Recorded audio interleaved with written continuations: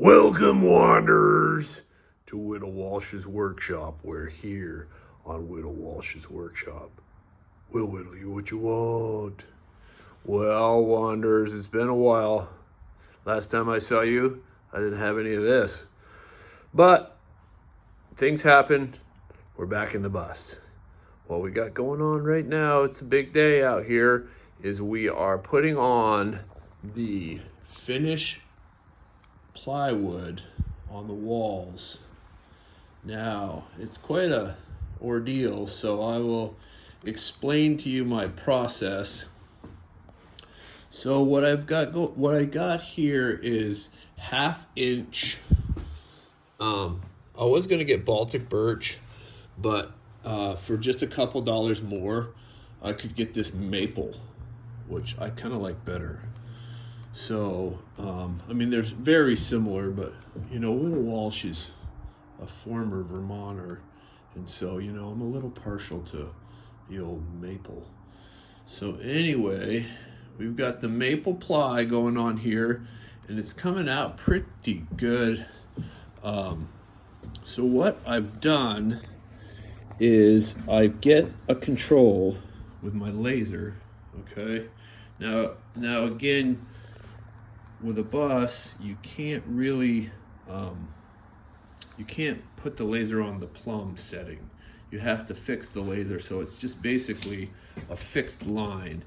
And what I did was I measured up from the floor on this side down here, and then I measured up from the floor on this side down here, and then I connected the two dots with the laser line. So it's basically like a string, but with a laser, you don't have to worry about the string getting in your way. So that comes down through there. Now what that does is give me some control. So when I do my sheets, I will measure up to my laser line, and I'll get my control,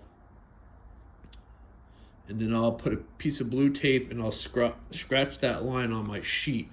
Now then, from that line, I take all my measurements to my outlets and my windows. And of course, in the beginning, this laser also does a square. So I can do,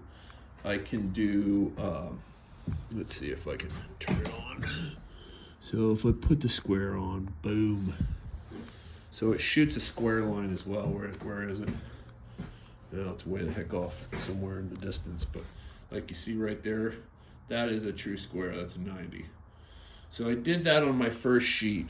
On this first sheet right here, I set it up with a square. So this sheet right here was square to that line.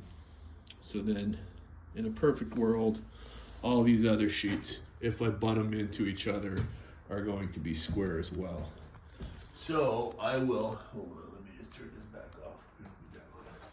So I do that, and then I take all my numbers and I go out to my cut station, and I cut all my windows and openings in. And another little thing that I do is I biscuit in between. So I've got strapping right here, which we went over before, and that's what I'm screwing. I'm doing 4 of these number 8 trim head screws in those lines that are going to be visible, and then I'll putty those and sand this down. But on the ends here, I put a biscuit in. So in between these two pieces of strapping, I biscuit joint so that when this piece of plywood comes in, it connects in here. So that way, if something weird goes on in the heat, this joint won't get all bumpy right there. So there it is. That's kind of the process. I've got a pretty complicated sheet coming up here. I've got 1, 2, 3, 4 outlets, and I don't know, probably that window is definitely going to fall in, and this window, probably a little bit of that window will fall in. So this is kind of a complicated piece. So I will start laying this baby out, and I will show you how I cut this stuff.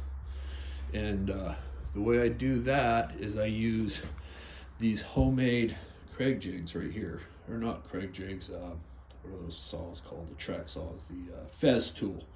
So you could go out and you can buy yourself, you know, a $450 Fez tool or track saw they're called, or you can just make one with crap that you have lying underneath the bus, which is a little bit more economical. So anyway, I'll give you the lineup on that in a minute. Stay tuned. All right, Wanderers. Here we are back again at our cut table that we made back when we were doing the Acrovan. Now, again, I like to take some detailed measurements. I'm a big, kind of a draw it kind of guy, so I like to draw the pictures. Actually, that's not the right picture. But anyway, I like to draw it all out on a piece of paper so that when I transfer it to my piece of wood, I can look at the picture and see if it actually looks the same. So we have that window, the outlet, the other window, and these two outlets here. Now let me show you how to use and make one of these track saws. So what I do is I get a piece of straight aluminum. I had this laying around from something else. It's a nice straight angled piece of aluminum, and I drilled some holes through it, and I drilled it onto a piece of plywood that I had lying under the bus. Now you want to make sure that this plywood's a little long, right? So that when you run your saw, so it'll be saw specific to whatever saw you decide to use. So then when you run your saw down that piece of plywood, you want to keep your fence as tight as you can to this. You want it to be actually perfectly tight. And you run your saw down through, and that will create your distance to your blade. It'll create a nice straight edge. So then all you have to do is, I have a tick right here. So I'll put my rip guide on there.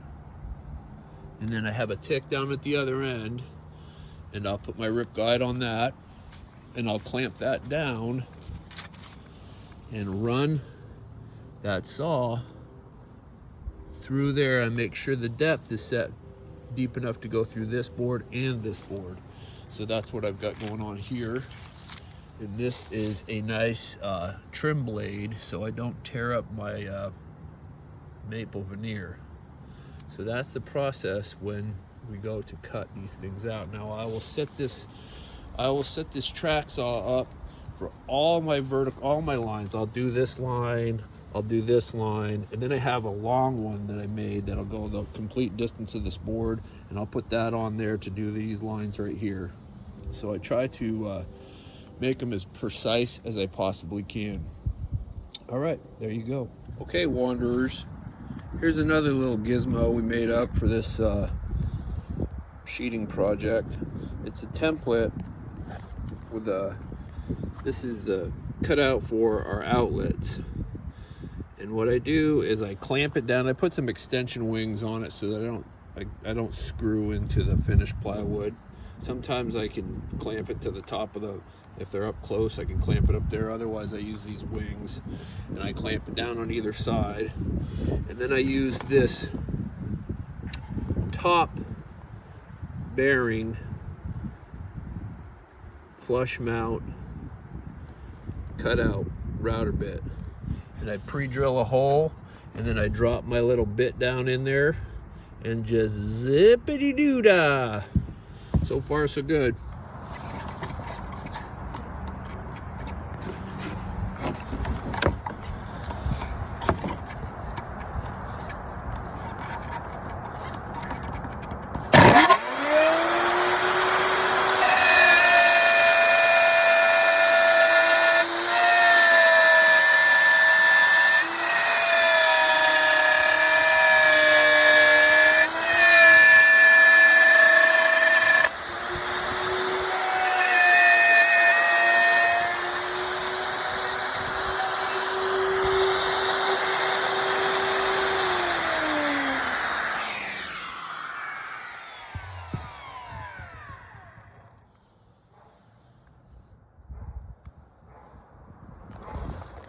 Biscuit joiner.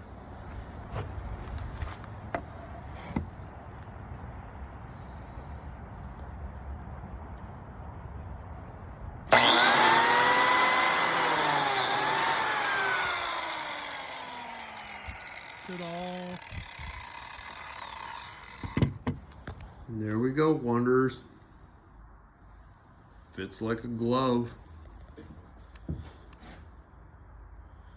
I just gotta screw it off now. Now on the screw off, I'm using those 8 trim heads, and then I'm just using some standard screws up here. Now the reason why this top is all jiggity jaggedy is we're gonna put a belly band up here that'll cover all of that. And I use the big screws down here on the base too, because that's gonna get a baseboard on it. So that'll all hide as well. And then anything around the windows that are a little off, that's all getting cased, so that'll hide also. So basically it's just the stuff in the field you have to really worry about in the joints.